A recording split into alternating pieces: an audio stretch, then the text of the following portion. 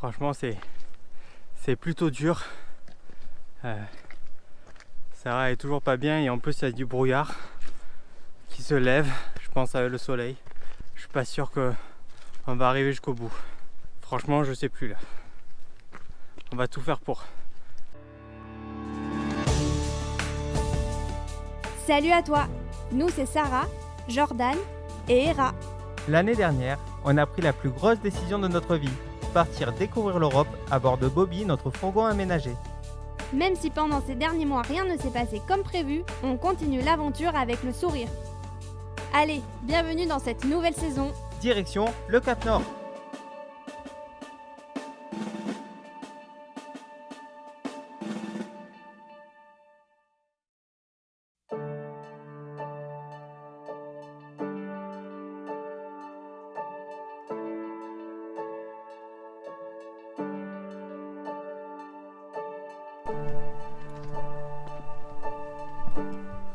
Bonne nouvelle, ça se redécouvre par moments. Ça fait du bien d'être un peu moins dans le brouillard et de voir un peu la vue, soit en bas, soit en haut. Ça se joue dans la tête là. Est-ce que le corps il suit pas du tout? On y croit. Par contre, Hera, elle suit bien. Hein. Ah ouais. Pas de problème, elle est déjà tout en haut, elle.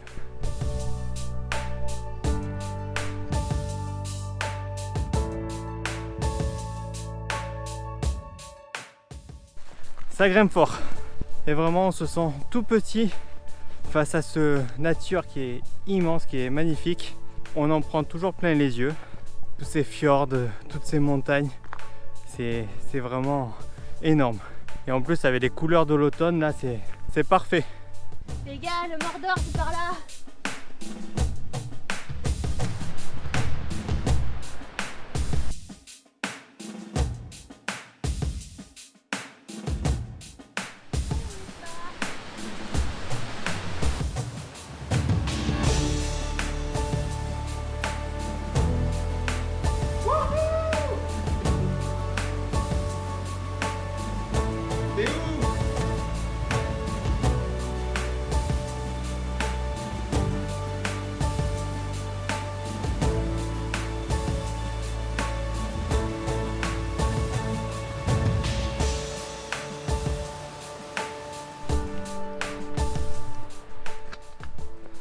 Je crois, je suis pas sûr, mais je crois qu'on arrive au bout. On y a cru, on n'a pas lâché et on y est.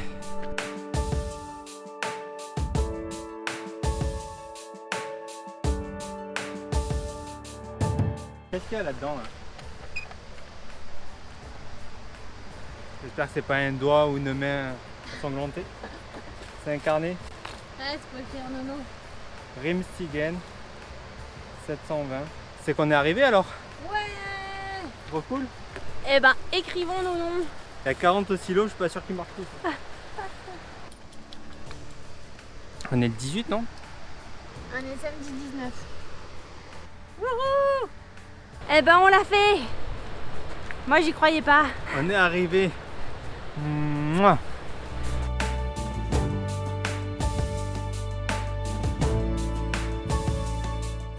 Il y a 6 km pour aller jusqu'au sommet là-bas.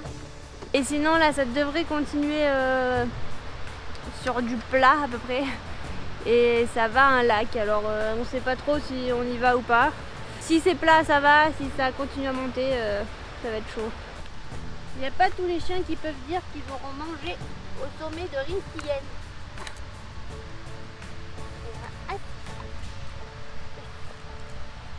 Hera mange.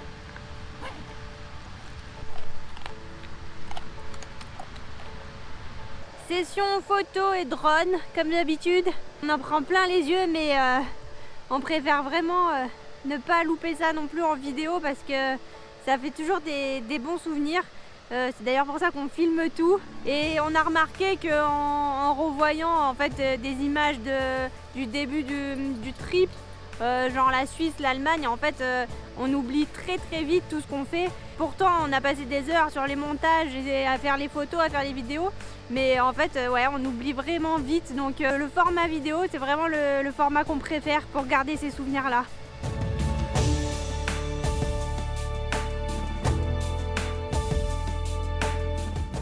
Bah franchement on est content de l'avoir fait, on est content d'être monté ici. Bon, il y a encore 6 km pour arriver au sommet. Ça doit être magnifique, mais bon, on n'est pas du tout équipé pour ça. En fait, on n'a même pas pris à manger ou quoi que ce soit. Voilà, on a que de l'eau.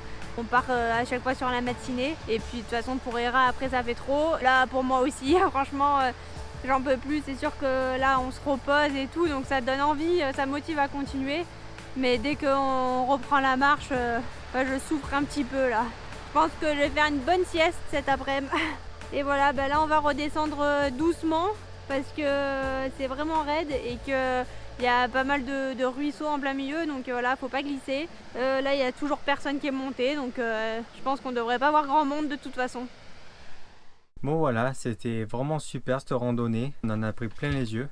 Donc là on est un peu fracassé, donc je pense qu'on va pas faire beaucoup de routes, je pense qu'on va faire juste 1 heure. C'est pas n'importe quelle route parce qu'en fait on va traverser le plus long tunnel routier du monde. Donc c'est pas rien. Sur les 65 km qu'on a à faire, il y a 40 km de tunnel. Donc je pense qu'on va pas voir beaucoup le soleil. J'espère qu'on va pas s'endormir. En tout cas, on va faire attention.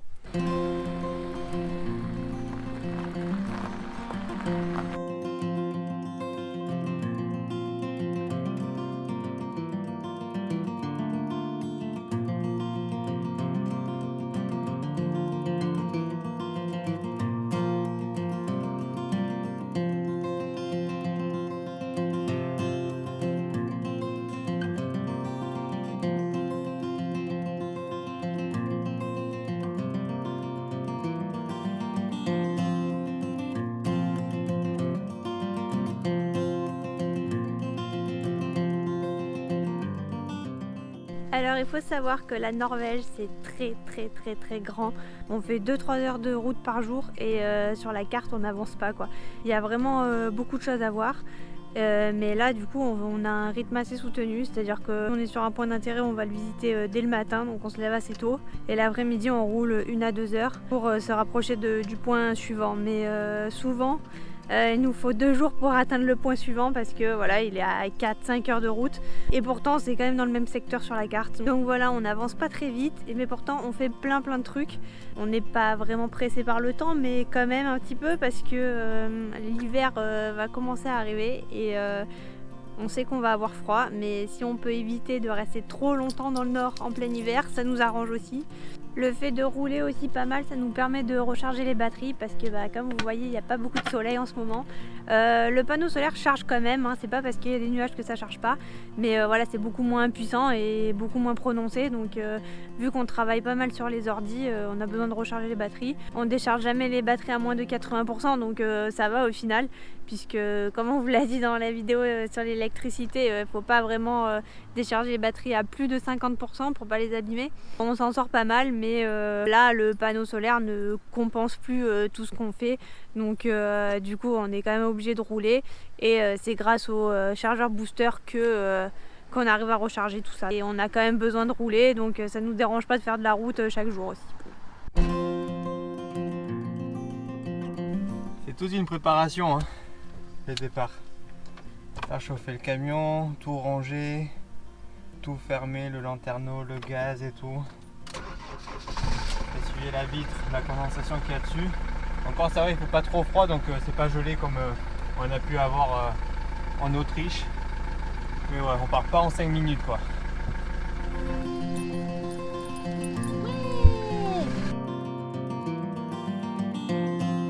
C'est parti pour un deuxième ferry.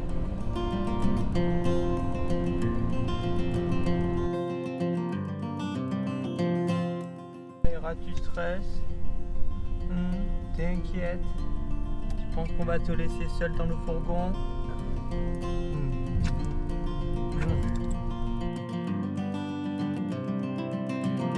C'est le deuxième ferry en Norvège et je pense qu'on en aura encore 1 ou 2.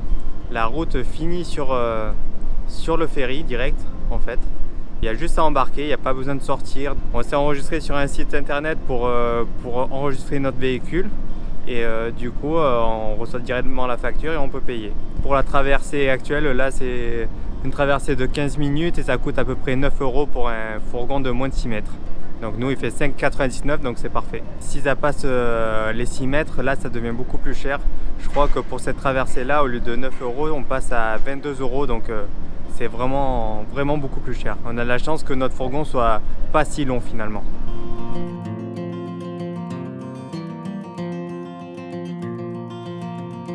Alors il faut savoir aussi que les fjords ici sont très profonds. Celui-là il me semble que c'est l'un des plus profonds.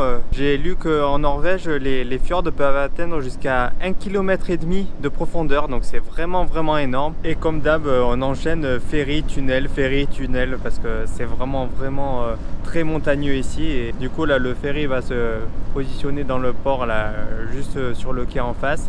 Et de suite ça reprend avec un long tunnel. C'est ouf quoi, c'est vraiment atypique.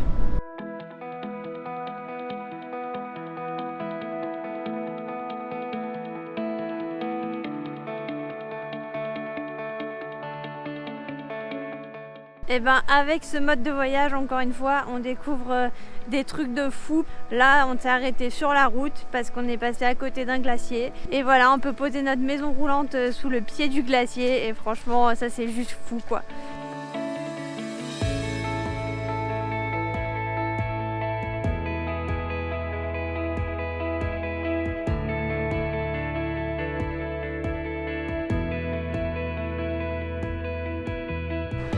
C'est incroyable!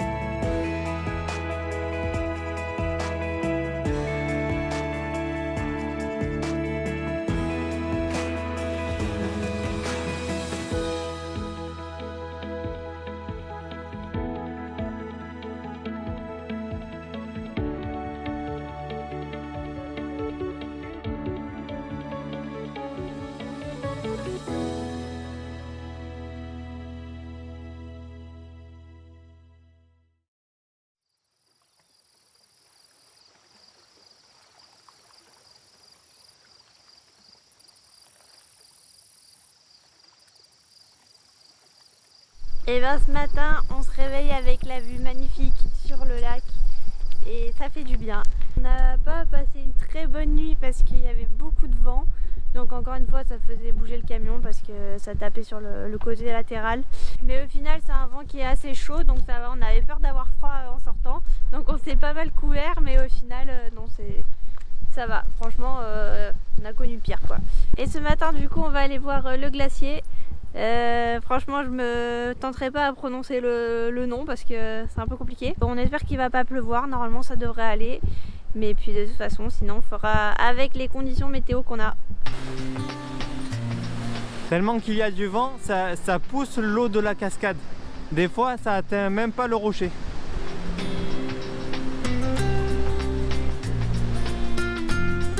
Alors c'est parti pour la montée vers le glacier. Il y a beaucoup de vent. Sarah essaie de s'attacher les cheveux mais elle n'y arrive pas. Des fois il y a le vent de face, des fois il y a le vent dans le dos. Ça change tout le temps.